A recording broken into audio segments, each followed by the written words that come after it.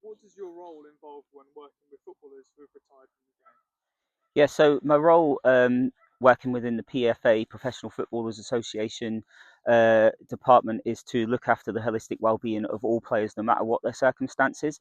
But in particular, when players leave the game, they're obviously hitting a real pressure point, a real life-changing moment. While it is something that they are prepared for, because you consider contracts are often 1 year, 2 year, so they're always living on the edge of the next injury could be retirement, the next end of contract, will I get a new club? So they're always living on the edge. So therefore, there is that level of preparation for their careers ending at any given moment. But when they do end, it can be a real loss of identity. There can be no direction, and even if there is direction, how are you going to fill that void of something that it was your dream?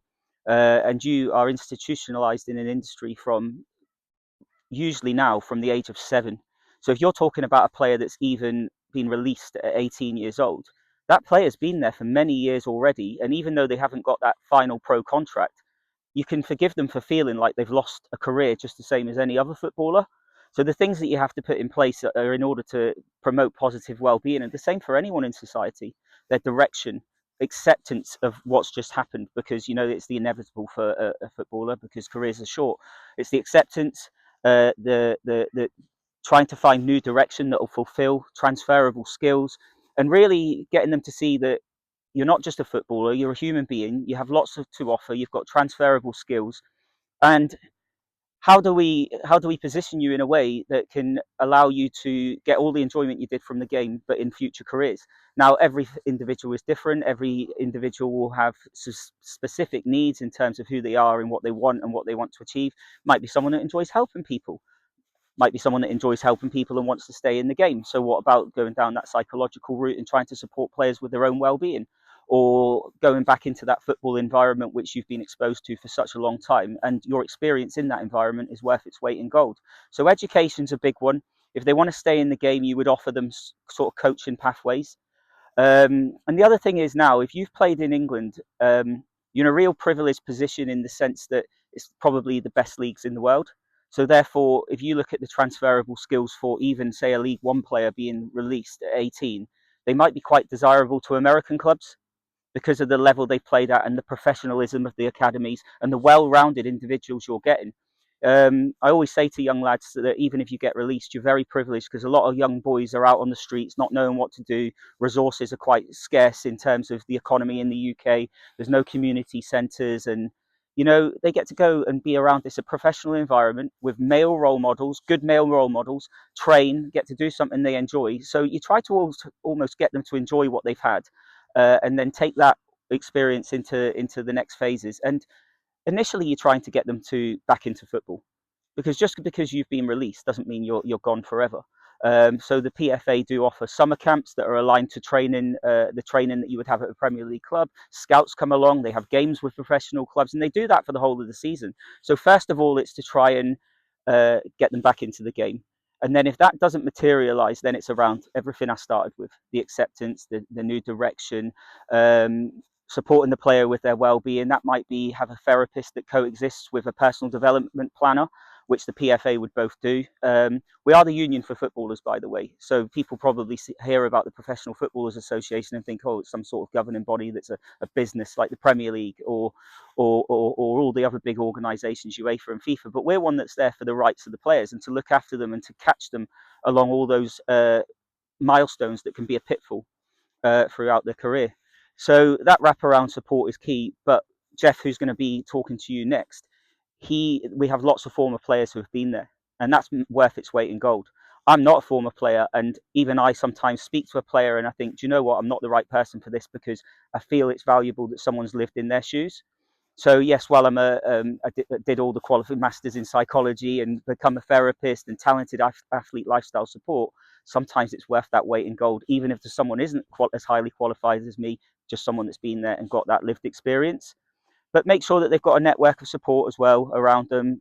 Work that out. Almost do a player profile and understand exactly where they're at, where they're feeling, how their well-being is, what their direction of travel, where they want to go, and really try to get them on track, because it's a real emotional time, and you're talking about young men and usually it's 18-year-olds. The biggest majority of people that are released are 18-year-olds, and I don't know many people in life that have had their dreams taken away from them at such a young age, um, and been and had the hook dangled on a carrot all that way, and then for it just to be gone.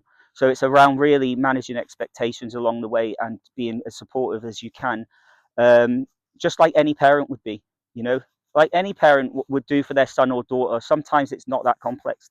It's about just giving that wraparound support, making them feel that they're more value than a footballer. You're not just a footballer, you're a brother, you're a sister. We have our female players, you're a brother, you're a sister, you're a beautiful person. You've got skills in X, Y, and Z. You've got your 2A levels. You enjoyed doing this as a child. Let's try and get you back on track, and let's accept the fact that that's gone and just see it for what it was. And and it's a great thing to have been a part of. They've achieved a lot, regardless of whether they get released or not. So they're real they've been for a real privileged situation, I think, whereby they've worked really, really hard. It is very, very difficult when they get released, but ultimately they do leave regardless with lots of transferable skills. And there's no one out there that's just a footballer. In fact, that's the least important things, particularly in mine and Jeff's role, who again is going to talk about him leave himself when he left the game. But yeah, the football's just one part of your identity, and it's not the most important part. It's you as a human being, and all the other things that you have to offer moving forward and contribute to society, your family, etc. So, do you think like the sports clubs that like get rid of the players, release them, or after they've retired, do you think the sports clubs could do more to prepare them for life after sport? It is a really difficult one because if they've been in a club from the age of 7, they they're almost aware that they could get released at every single stage. So if you get a player at the age of 18, he's probably gone through that anxious moment of, am I going to get the next contract? Am I going to get the next contract? And I know it's not the same as losing a contract when you're a pro, because what that comes with is the fact that you're losing your income, you're potentially can't pay your mortgage, the finances involved and everything, because you're a paid worker then. But you are prepared at every step of the way in professional football, whereby even in the academies, they know that you're not guaranteed. You are being judged at every corner, and there is the potential that you can be released at every moment. Could they do more? Some clubs do, so that suggests others should. But it does come down to resource. It's not fair to say, oh, Manchester City do this and therefore Colchester United should do that. It does come down to resource, and it's not that they don't want to help. It's about being able to have it's staff more than anything. You say resource. How do you track those players? How, and if they do need something, how do you fund that? That's where the PFA comes in. This is everything I was talking about, and that's where that sort of that safety net. Whereas clubs, very difficult for them to do that. There's all well and good saying, what do you need, putting their arm around someone that they can't actually help, because it comes at a cost and they're a business. So there is really no right or wrong answer to that. It just really depends on the situational circumstances and the clubs. But those Premier League clubs, for example, I'd be a little bit more scathing with the resources they have if they weren't looking after their players when they were released. And to be fair, they do. A lot of them do. They track them, they monitor them, and they look after their education. And maybe revisit that question with Jeff, who's entwined with Premier League clubs, and he'll be able to tell you sort of more of the stuff that they do. So, finally, for you, what sort of advice would you give to a professional athlete who's about to, or maybe just retired? Um, Recognize that you've achieved great things. You've done more than most people your age, particularly playing in England. So what you've achieved is more than most young boys in the country ever will.